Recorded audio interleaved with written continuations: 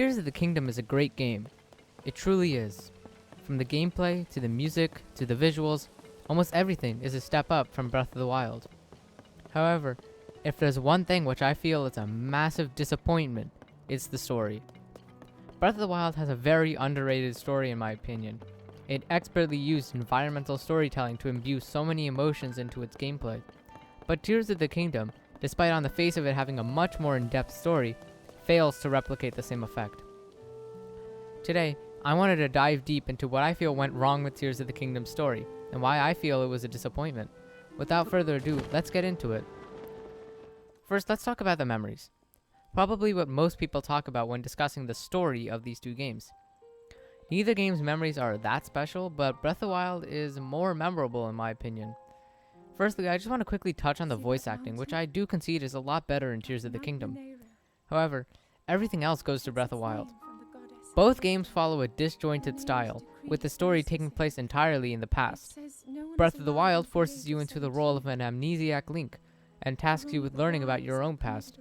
In this way, you can relate to Link. You feel like you are learning about what happened alongside Link. The characters you meet in the memories all know who you are. It feels relatable.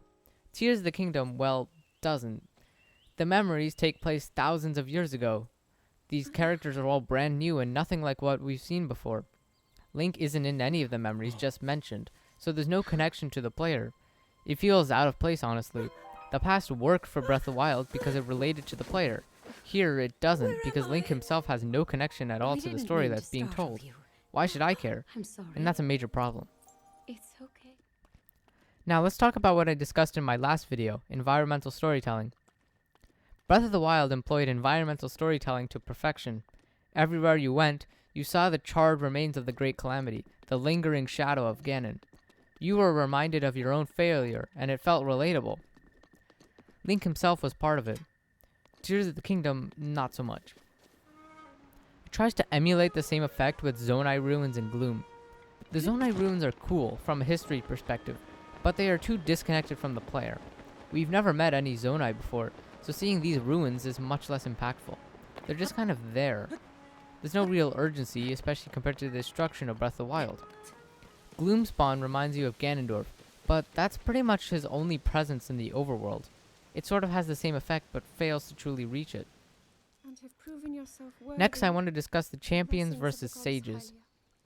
Neither, in my opinion, were particularly amazing characters, but the champions were clearly cooler. Revali, Mipha, Urbosa, and Daruk all felt much more distinct and unique than the sages. Plus, they all had a real motivation to help and avenge their past failures. The sages all feel underwhelming. They basically all have the same personality. They don't really have any motivation at all. It's just that it's their destiny to help fight Ganon. Not to mention that the whole secret stone cutscene is unbearably repetitive. It's flat out annoying. I understand. The sages are just less interesting characters than the champions. The only exception is Minoru, who actually has a unique backstory and motivation, but I mean, that's 1 out of 5. The demon Champions are easily better than the sages. At least they had unique dialogue. Now I want to talk about the Zonai versus the Chica. The Chica felt somewhat mysterious yet familiar. Of course, Chica aren't new to the Zelda series, so hearing of all of their accomplishments was pretty cool. They made for interesting plot devices, especially uncovering all of their civilization. The Zonai, admittedly, were pretty awesome to see, especially considering how memed they were of the past few years. The only mention of them in Breath of the Wild were the Zonai ruins, so they feel more like new characters. That's really my big problem with the Zonai. We don't really see much of them or their civilization at all, save for the constructs and secret stones, I guess. Secret stones is a horrible name, by the way. Minoru, The Zona just feel too disconnected and brand new for me to really feel attachment to them in any way. Rauru and Minoru are the only Zonai we see, so the Zonai feel much less personal than the Chica, which actually had a much bigger presence in Breath of the Wild. Then let's look at Ganon himself. Calamity Ganon in Breath of the Wild felt like a true force of nature. It had destroyed Hyrule on its own, and was now looming ominously over Hyrule Castle. His presence never quite went away. Even in the remotest of locations, you can see the castle, with Ganon circling above. Ganondorf is different. Save for his opening cutscene, you basically don't see him at all in-game until the Phantom Ganon fight. His presence is so minimal it hurts. For all the parts he is in, he's so cool, helped by some especially awesome voice acting, but he just isn't there that much. His main story is almost exclusively locked behind the memories, which would be sort of okay. Apart from those, you don't see him at all. It's just unfortunate, and it causes him to lose the same sense of urgency and potential that Calamity Ganon had. Finally, I want to examine Link and Zelda's relationship between the two games. As they are the main protagonists, I feel it's important to see how they relate to the story. Breath of the Wild was a heroic journey. Link, who failed 100 years ago, rising up to avenge his defeat. Zelda holding on for a century with her power dwindling. At the end, we see them reunite. Considering the memories and the relationship that they had, it's a good ending. Tears of the Kingdom is honestly sort of tragic. Zelda sacrifices herself to bring the Master Sword power for Link.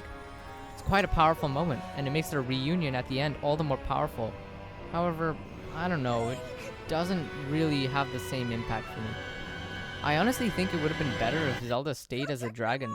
Considering how much Minoru emphasized that draconification is permanent, it doesn't really make sense that she can just transform back. It would have made her sacrifice all the more meaningful because she really, truly sacrificed her being for eternity. Though I will admit that seeing her reunite with Link is extremely heartwarming, it's not bad, but considering the rest of the story, it just doesn't quite have the same impact. Link himself doesn't really have much presence at all, which weakens it in my opinion. It all just feels a bit predetermined. One thing that I actually have to give Tears of the Kingdom credit is making Zelda more of a protagonist rather than someone who needs rescuing. Zelda herself is the main focus of the story, which I actually appreciate in a lot of ways, but it has the effect of making it feel a bit disconnected from the player, which is unfortunate in my opinion. I feel like a bigger balance needs to be reached between Zelda being a focus of the story and also having an impact on the player, which unfortunately Tears of the Kingdom doesn't really accomplish. Link. Breath of the Wild, in my opinion, did a better job of creating a balance between Zelda's story arc and Link as a player who learns about that story arc. Tears of the Kingdom feels a bit too one-sided because there's basically no connection to the player. Zelda, unfortunately, only appears herself in like a couple of cutscenes at the beginning of the game, at the end of the game, and once you pull the Master Sword. That's just not a lot of story time for her to really connect with Link. And the Light Dragon, while yes, it flies around and you can see it at all times, it doesn't really serve much purpose at all other than that. The only purpose it has is for the Master Sword, which is, yes, it's arguably very important, but that's a minimal story connection compared to the amount of story that Zelda had during Breath of the Wild itself. So I just find the way it was done it to be worse than Breath of the Wild. Clearly, in all of these aspects, Tears of the Kingdom's story falls flat. It's simply too disconnected and disjointed for it to feel memorable in my opinion. Unfortunate as it is, it simply isn't that great of a narrative. As someone who loved previous Zelda stories, it's a huge letdown, especially as the first trailers promised a much more deep story. Tears of the Kingdom simply doesn't quite hit the mark in this regard. So those are my thoughts on Tears of the Kingdom's story. I find it quite disappointing in comparison to Breath of the Wild, but what do you think? Let me know in the comments down below. If you enjoyed this video, consider liking, sharing, or subscribing, and I'll see you in the next one.